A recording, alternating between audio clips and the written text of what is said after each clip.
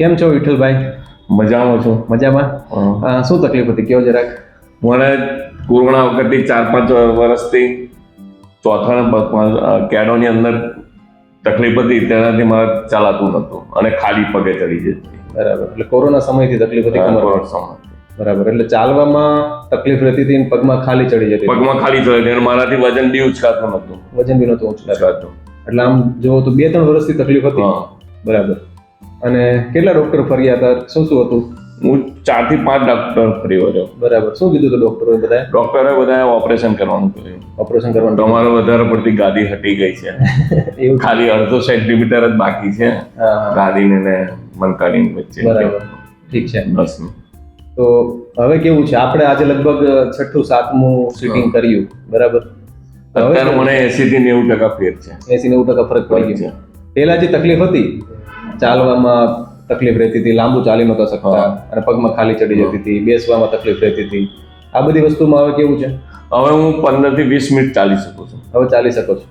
હું 2 થી 5 મિનિટ જ ચાલી નતો શક્યો અને ઊભા પણ નતું રહેવાતું. ઊભું નતું અને ખાલી ચડી જતી.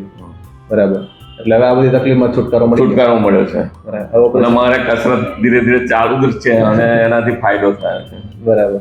હવે ઓપરેશનની જરૂર છે? જરૂર નથી. હવે નથી. મેન વસ્તુ શું છે આ વિડીયો થકી કે આપણે તમારી ઉંમરમાં અત્યારે 67 વર્ષ. બરાબર. તો તમારી આ ઉંમરમાં તમારા જેવી તકલીફ ઘણા લોકોને છે.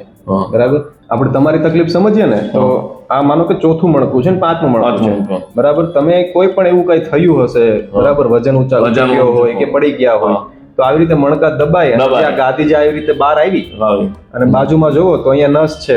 બરાબર.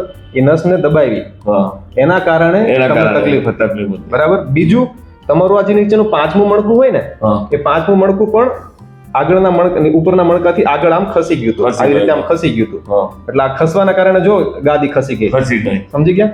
એ ખસવાના કારણે તકલીફ થતી તમને, નસ દબાતી હતી. એટલે આ મણકું ખસી ગયું હતું, પ્લસ 4થા અને 5મા મણકામાં પણ તમને હર્નિએશન હતું, MRI-માં લખેલું હતું. એટલે આ સિચ્યુએશનમાં ડોક્ટર ઓપરેશનનું કીધું હોય. સમજી ગયા? હવે આવી તકલીફ આ ઉંમરમાં 67 વર્ષની ઉંમરમાં પણ ઘણા લોકોને હશે. બરાબર. તો તમારા જેવા કોઈ દર્દી હોય અને એવી જ તકલીફ આવી હોય તો એમને શું કહેશો તમે? અહીંયા આવીને કસરત કરાવી. અહીંયા આવીને બોન સેટિંગ કરાવી. બરાબર. હવે ફાયદો થાય અમને. ના, બરાબર છે. એટલે ઘણા લોકો એવા છે કે જેને ખબર જ ના હોય કે ભાઈ આવી સારવારથી મટે છે. બરાબર. હવે કેવી મજા આવશે? હવે સરસ. હવે કઈ તકલીફ નથી. બરાબર, ઠીક છે. ચાલો, થેન્ક યુ.